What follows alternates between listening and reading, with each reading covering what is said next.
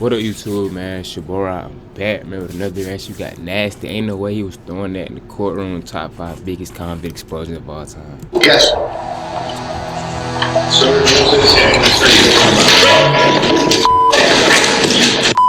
man.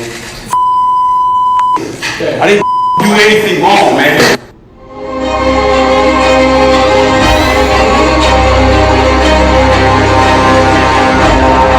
My first time reacting to something like this, man. I actually like seeing shit like this off camera, though. This is Ricky Hand, who is facing charges for multiple armed robberies in Ohio. Ricky was charged with aggravated robbery. I really like watching other people react to shit like this. Attempted safecracking, abduction, breaking and entering. Give me 40 years.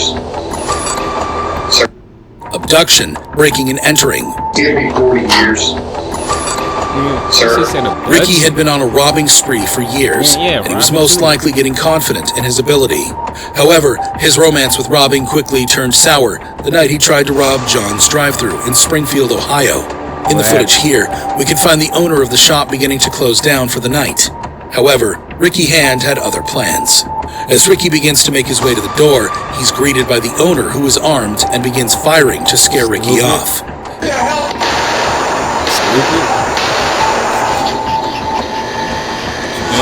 The owner then called the police to inform them that there had just been an attempted robbery at the shop, which resulted in a man getting shot.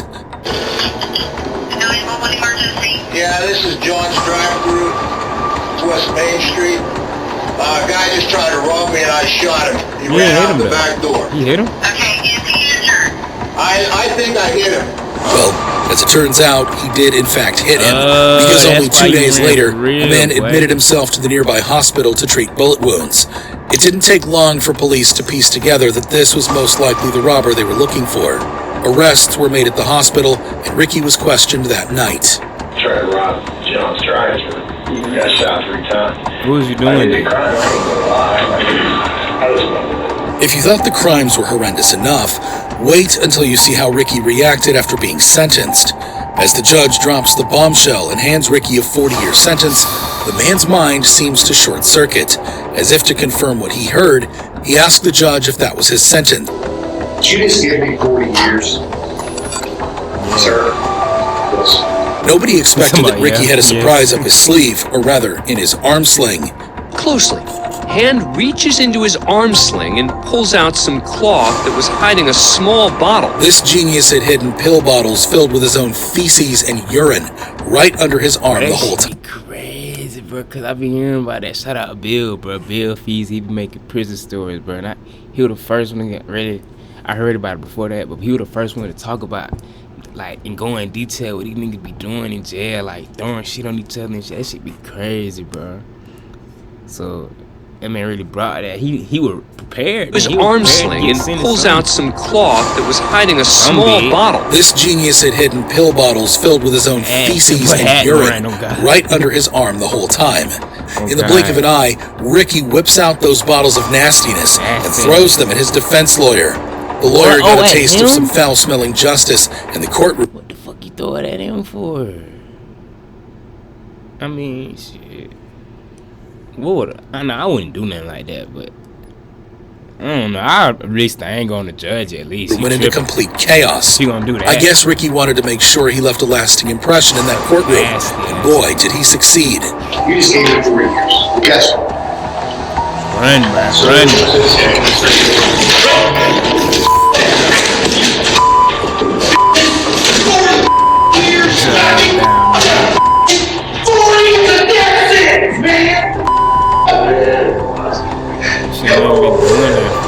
Unlike in comedy movies, Ricky's actions have real-life consequences. Ricky is now facing additional charges. That's right, 5 counts of harassment with bodily substances, 1 count for his lawyer, and the other 4 for the poor deputies who got caught in the crossfire. However disgusting you thought Ricky's explosion was, this wasn't the only time a criminal had an obscene outburst in court. There's the case of Shondell Jackson.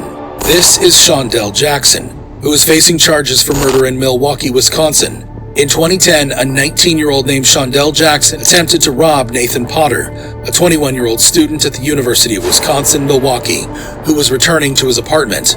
Unfortunately for them, Potter wasn't carrying any cash. But instead of just walking away and chalking it up as a failed robbery, Jackson shot Potter, tragically ending his young life. Now, you'd expect someone convicted of first-degree intentional homicide and robbery to feel some iota of remorse, right? Well, not Jackson. Throughout the trial, he showed zero remorse and even had the audacity to smirk at Potter's family. Smirking in the face of such a heart-wrenching tragedy, it's enough to make your blood boil. Looking at us, swearing at us, and smiling. Nathan's father gave a very emotional victim impact statement during the trial. He asked for the maximum sentence and called Jackson's crimes pure evil. Nothing that can be said to bring back our Nathan. But your sentence can ensure that Shondell does not have the opportunity as a free man to inflict pain like this again. Things took a wild turn when the judge finally dropped the hammer and sentenced Jackson to life in prison with no chance of parole. Jackson's anger boiled over, and he unleashed a storm of curses at the judge and court officers. That's so stupid. Why would you do that? The hammer sentenced Jackson to life in prison with no chance of parole. Jackson's anger boiled over, the judge gonna think after that, bro? And he unleashed a storm of curses at the judge and court officers.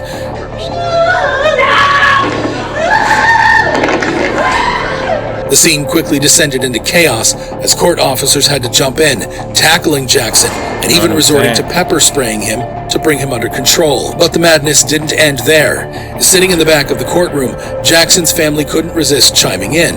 They decided to insult Potter's mother, spewing hatred as if she was responsible for Jackson's heinous crime and sentence. The behavior was very puzzling both for the victim's family and onlookers.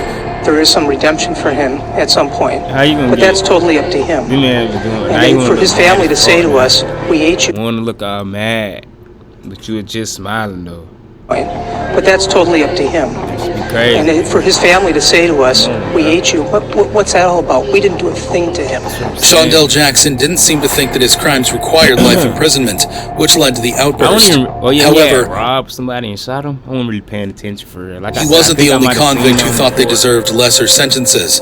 There was Manson Bryant, who is facing charges for multiple crimes, including robbery and abduction in Ohio. Court determines that you have or will have the ability to pay restitution. A familiar face in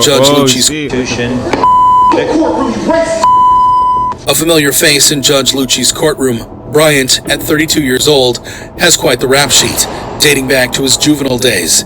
He's been in and out of prison multiple times, with at least 8 of his cases landing on Judge Lucci's desk. Talk about a regular customer.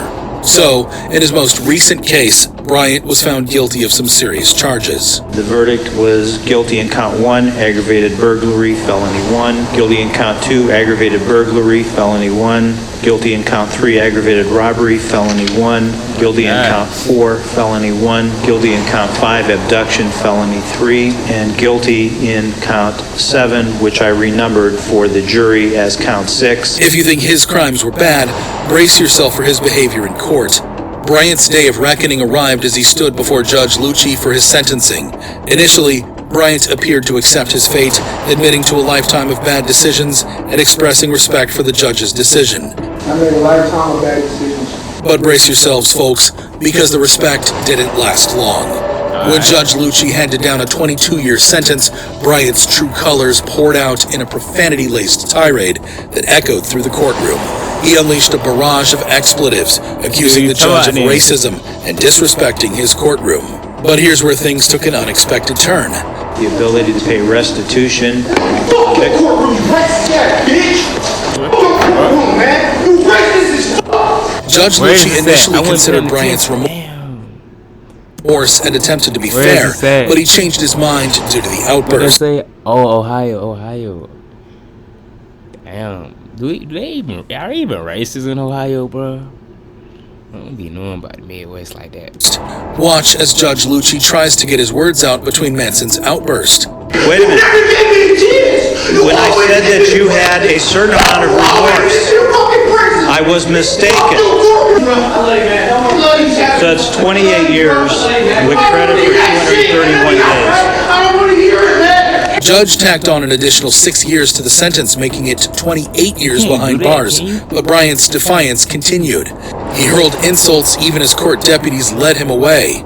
I don't want to hear it, man. Let me out. Let me out. About 3 minutes after the incident, Judge Lucci can be heard laughing about the moments that just transpired. He seemed so calm and cool and civil until the sentence. According to Judge Lucci, this wasn't the first time Bryant had shown such disrespect. Eventually, the additional 6 years was struck out by a superior court. It wasn't on the record, but the last time, as he was walking out of the court, he said, "Suck my dick, Judge." Bryant's outburst may have been uncalled for. However, some cases are so heart-rending that outbursts might be overlooked, like the case of Dexter Johnson, who was facing charges for murder in Houston. This tragic story began when Johnson and 4 others carjacked Maria Aparici and Hoi Ngo, her boyfriend, in 2006. The gang held the couple at gunpoint while they took their belongings, then drove them around Houston. Johnson and his accomplice, Keith Ron Fields, subjected them to a nightmarish ordeal of torture and humiliation. Police reported that Maria Aparici and her boyfriend were shot in the head and left in the woods. It took 5 days before their bodies were discovered. Now in a Harris County courtroom, 19-year-old Dexter Johnson faced his punishment for the crimes he committed. Though Dexter admitted his role in the crime, he was persistent in his defense, claiming that he was not the shooter. Throughout the trial, Johnson remained stone-faced, his eyes fixed on the defense table. I ain't gonna care. I'm kind of feeling a little sorry for this nigga, but then I had to think, man, he wasn't feeling like that when you... But you said you wasn't the shooter, but I don't know about that, though. Admitted his role. I don't know, like... Because I'm not... I don't know. In the crime, he was persistent in his defense, claiming that he was not the shooter. Throughout the trial, Johnson remained stone-faced, his eyes fixed on the defense table. But a wave of emotions overwhelmed him when the decision was finally announced: the death penalty. Tears streamed down his face as he looked towards his family, wanting to give them one last wave goodbye. He appeared confused and unsure of what to do next. The capital murder, in accordance with the laws of the state of Texas, this court hereby assesses your punishment of death. Ladies and gentlemen of the jury, this is going to complete your jury service. I'm going to meet you in the jury room. All right. And then it happened. In an instant, Johnson's rage consumed him, and he hurled a chair across the room. Chaos erupted as officers swiftly tackled him, and the courtroom descended into panic.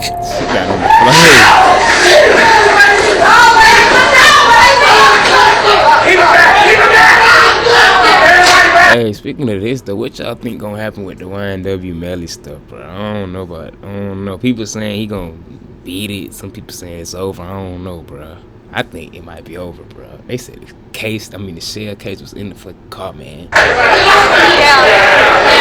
The scene was heart-wrenching as Johnson's relatives wailed and begged for mercy.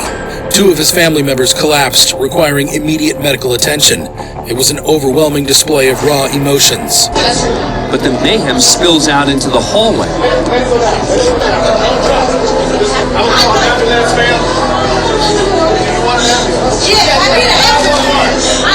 Amidst the turmoil, the presiding judge, Denise Collins, reached out to console those affected by this dramatic episode. She offered kind words and support to the parents of Maria Aparici, the woman whom Johnson robbed, sexually assaulted, and killed. It was a moment of solace amid chaos. No way, you done did all that, bro. They ain't say all that. I mean, killing is still bad, but sexually assaulting then killing make it even worse, bro. Sexually assaulted and killed. It was a moment of solace amid chaos. Emotion was a constant presence in this case. Johnson's mother, Renee Johnson, passionately defended her son, declaring his innocence and putting her faith in divine intervention. Protasio Aparici Jr., the grieving father of Maria Aparici, expressed his pain and spoke of the violence inflicted upon his daughter. In a way, it could be said that Johnson got what he deserved, and his outburst was understandable. However, there are other convicts whose punishment seemed lenient and their outbursts confusing. Such is the case of Eric Pendland, who is facing child endangerment charges in Ohio. Pendland was convicted of violently shaking the child, causing permanent disabilities. Eric Pendland was charged with shaking his then-infant son so violently 2 years ago, the boy is now blind and permanently disabled. I was there as the verdict was read in a You ain't courtroom. gonna be ready for them kids, whatever going on, bro. You do not need to have them, bro, for real, bro. I need to know what the fuck going on before y'all bring a kid in the world, bro. Shaking his then infant son so I'm just violently. imagining, maybe he got real mad. The kid keep crying or some shit. He just like, you know, doing the most. Look what you done did, bro. 2 years ago, the boy is now blind and permanently disabled. I was there as the verdict was read in a courtroom full of emotion. The abuse occurred when the child was just 3 months old. Sharon Lawson and her husband, who have been dedicated foster parents to disabled and abused children, began caring for Pendlin's baby boy in 2017. The now 2-year-old victim was formally adopted by the Lawsons a few weeks before the sentencing and has since relocated out of the area, providing him with a safe and loving environment. The prosecution explained that for the rest of the boy's life, Eric will rely on others to bathe him, dress him, change his diapers, feed him. The lifelong consequences of Pendlin's actions are devastating and irreversible. Sharon Lawson also expressed the unimaginable agony they endured while caring for the baby. The child's relentless screaming, which lasted for hours on end, left them completely unprepared for the severity of the abuse. Nothing prepared us for the screaming. Hours and hours of screaming. It was a very disturbing case indeed. Nevertheless, Pendlin insisted that he was innocent. I've been falsely accused. I've been wrongfully convicted. If you think that Pendlin would be remorseful or that his actions were horrible, you'll be shocked by his behavior in court. Throughout the entire legal process, Pendlin showed no remorse. Prosecutors also highlighted Pendlin's prior criminal record, including robbery convictions and a federal firearms charge. Due to his previous offenses, mandatory prison time was inevitable in this case, and the prosecution requested the maximum sentence. I would submit to the court that this entire record is absolutely devoid of any remorse by the defendant. And the maximum sentence he got. Pendlin was sentenced to 11 years in prison. Prosecutors emphasized that Pendlin wasn't facing more severe charges because the baby had miraculously survived his injuries. After Pendlin heard that he would spend the next decade in prison, he displayed his frustration and disbelief by bowing his head, shaking it, and finally unleashing an outburst of profanity, proclaiming his innocence. I didn't do anything wrong, man. If you thought these explosions in court were shocking, you need to see this video of serial killers explaining why they killed in court. Yeah, wrong with that, man. Hey, man, that was a good video, man. Y'all better tell me what y'all think in the comments, man. Hit the like button, hit the sub button, man. I'm out, man. No cap.